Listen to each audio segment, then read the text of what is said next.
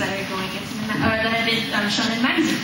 All right, I was gonna memorize all this stuff, but I have a really terrible brain that cannot memorize things. So I'm gonna give you a dramatic reading. Starting off with Bakuman. There's one person out there who doesn't know. From the creator of Death Note. This one is for the dreamers out there. The big dreamers. It's about two crazy kids. Moritaka Mashiro and Akito Takagi. We're going to risk it all and try to make a hit manga. But breaking into the manga industry in Japan is hard. And the road there is littered with casualties. Can these two beat the odds and realize their dream? Find out in this humorous inside look into the manga industry.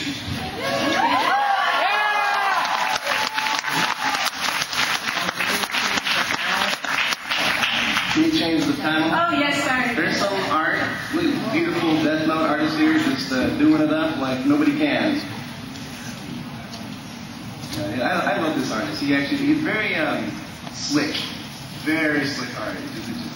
It's a pleasure to read, actually, for me. And this one, Death Note was beautiful, but there was a lot of talking, so sometimes you couldn't really get to see the art. But this one, it's a little more, you get a chance to really admire it. Plus, it's like inside, it's like a movie within a movie or something. It's a manga. When they're making a manga, where's reality? What's happening here? All right, next one. Great. I was so involved in that. Okay. This one is for the kids in class who get busted for drawing when they should be listening to their teacher. You know who you are. This is a real tripped out manga, man. It is definitely different than anything in the Shonen Jump lineup, like radically different. For one, the main character isn't trying to do the best anything. He's actually kind of a guy who doesn't really get along with the rest of his classmates and would prefer to draw than talk to anybody else, except his one friend. But due to a series of unfortunate events involving a freak helicopter accident, he's forced to help people with his art or he'll literally rot to death. Sound crazy?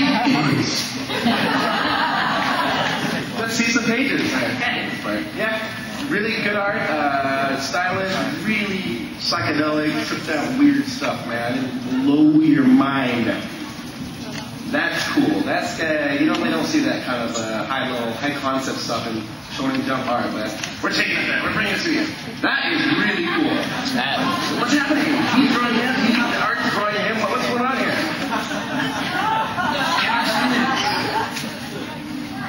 Okay, next. All right. Shaman King. How many of you are old school Shonen Jump fans? Anybody here remember the very first issue? Wow, yeah. Shaman King has been around since back in the day. Was it a launch series? Yeah, it was a launch series. Yeah, it's like 6 years ago. I read them all. Yeah, it was a launch series. Hiroyuki Takei, wonderful artist, very unique, angular style, and here's what it's about. Hiroyuki Takei's genius manga about a shaman tournament that's going to decide the fate of the world. Every 500 years, the tournament is held, and the winner gets the power to shape the future of mankind. Make sure to. I'm a big fan of manga with giant tournaments, and this is one of the biggest. Because I need to. Seriously, I love tournament manga. There's a lot of them. This guy really does it up. There's a ton of cool shaman, each with their own mana-based powers. Plus, art's superb. I love his unique kind of angular style. Cool characters, big fights, twists, turns, and a whole lot of shamans. And he was recently on the New York Times top 10 bestseller manga list. Yes.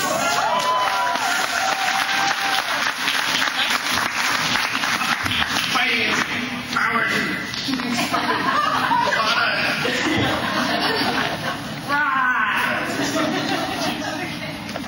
All right. Thank you, Dragon, for that amazing dramatic reading.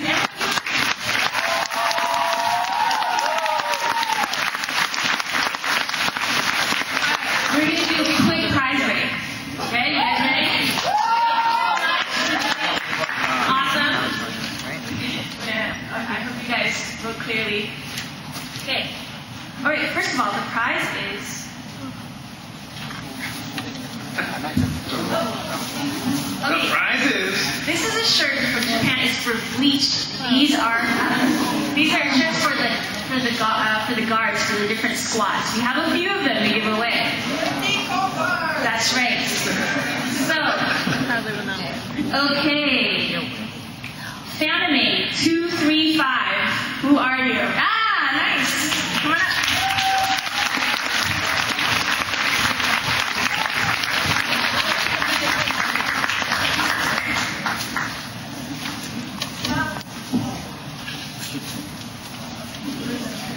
All right, a Shippuden messenger bag.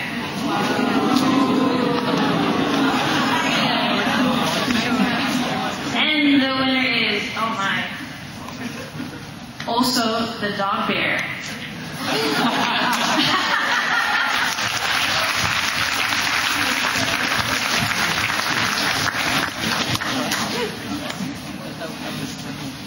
The dog bear.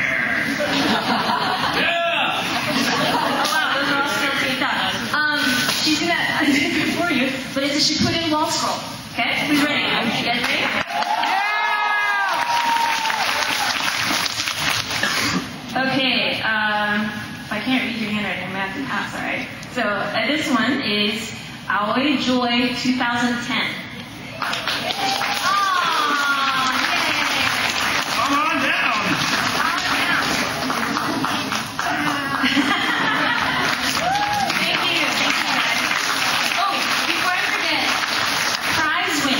If you could please, right after the panel, when you exit, just hang out right by this wall. We want to see you after the panel, okay? So please hang out. Thank you. All right, I am going to turn it over to Joel. Oh, my goodness. It's all about, to talk about Ultima Volume 2.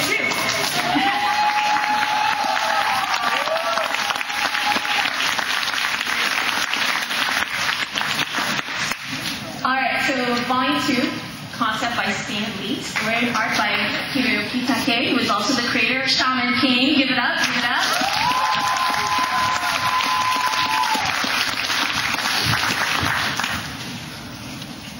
So Joel, you want to tell us about this image right here?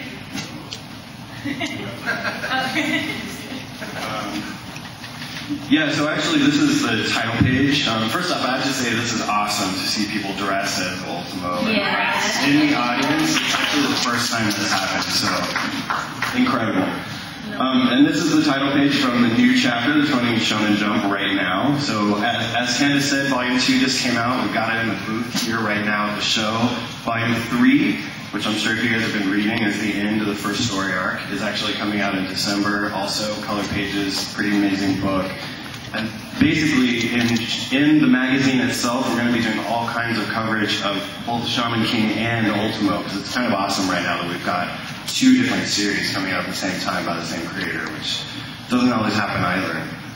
But basically, yeah, you're already into part 2.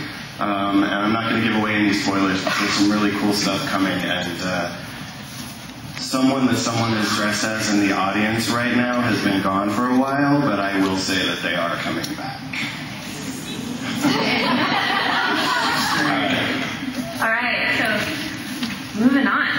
Well, I'm going to jump in here just a little bit to talk about what Christopher said. As you guys have noticed, and what Christopher was talking about, we're changing a lot of the way that we do things in the magazine. Not huge changes, but I have to tell you that most of it is actually coming from you guys. We really do want those emails, those letters.